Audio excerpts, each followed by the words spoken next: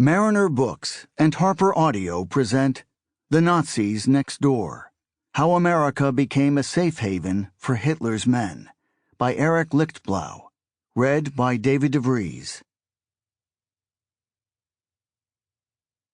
For my mother, who taught me to keep asking questions.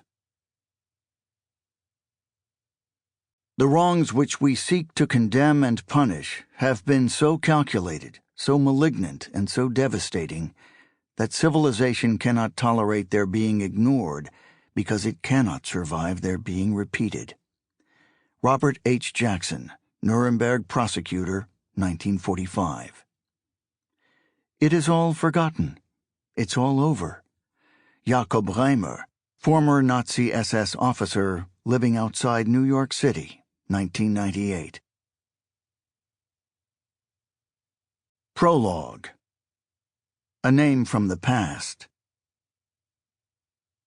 July 12, 1974, Langley, Virginia. The old man sounded panicked. He was normally so cocksure and crafty, but now as he related the strange events of the last few weeks, there was the squall of desperation in a voice left raspy by too many Marlboros.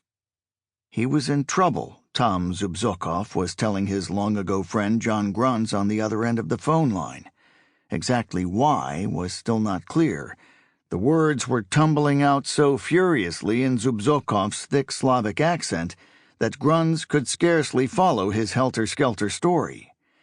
Crazy refugees from the old country were out to destroy him, the old man was saying.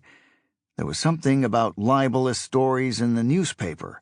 A hell-bent congresswoman was somehow involved, too. And did Gruns hear his old friend Tom right? Did he just say something about Nazi war crimes? Slow down, Gruns urged. Whatever's going on, he said, we can deal with it. The assurances did nothing to calm Zubzokov. You don't understand. My life is in danger. Typical Zubzokov. He inevitably seemed to cloak himself in some bit of drama or other. There was always that element of intrigue. He was, as his secret psychological workups had concluded years earlier, a bold and impassioned man, a leader type who can get things done, but volatile and scheming too, a skillful manipulator of people. His outsized, fill-up-the-room personality had defined him for as long as Gruns had known him. But had his old friend, still rambling on the phone about Nazis and government probes, now turned delusional too? The two men, their lives once so tightly intertwined, had lost touch in recent years. Then came the cryptic message that an intermediary had passed along to Gruns just a few days earlier. Someone named Zubzokov was looking for him.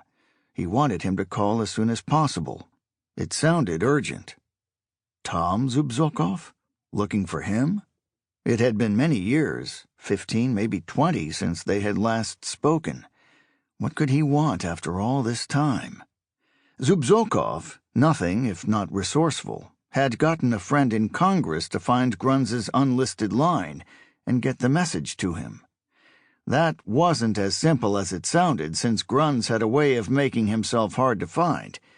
He was, after all, a CIA spy. Zubzokov knew a bit about spying, too. That was how he knew Gruns. Zubzokov had once been a spy himself for the CIA. Not a particularly good one, but a spy nonetheless. Gruns had been his handler in the Middle East 2 decades earlier as they chased intelligence on the Soviets in the crazy Cold War days of the 1950s. Zubzokov's main mission was to recruit Russian émigrés and fervent anti-communists, people like him, who might be willing to spy on their former homeland for America.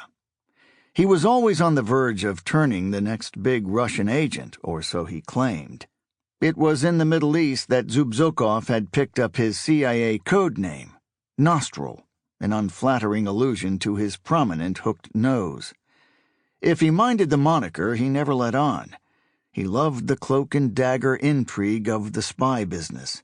He also liked to brandish his agency credentials to friends and acquaintances with a reckless bravado, not a good quality in a spy. Sample complete. Ready to continue?